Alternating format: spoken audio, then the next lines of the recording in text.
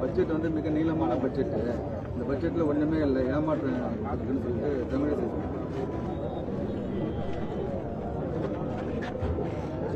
நீளமான பட்ஜெட்டை தந்தாலும் சுருக்கமான பட்ஜெட்டை தந்தாலும் அவர்கள் விமர்சிப்பதற்கென்றே இருப்பவர்கள், குறை சொல்வதற்கென்றே அரசியல் செய்யக்கூடியவர்கள்.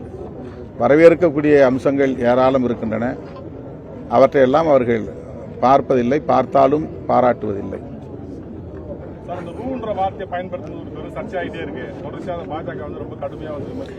அது வழக்கமாக பயன்படுத்தி வரக்கூடிய ஒன்று தானே தவிர புதிய நடைமுறை அல்ல.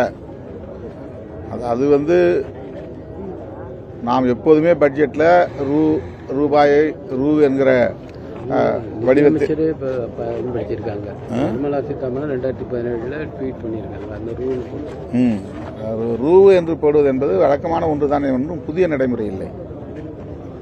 பிரிவினை ஏற்படுத்துது என்ன வந்து இந்தியாவோட மதிப்பிடப்படுது. தமிழ்நாடு வந்து பிரிக்க பார்க்குறாங்க. தமிழ்நாடு பட்ஜெட்ல ரூன்னு போடுவது வந்து எளிதாக புரியும். ஏற்கனவே நீண்ட காலமாக அதை நடைமுறையில் பின்பற்றி வரக்கூடிய ஒன்று.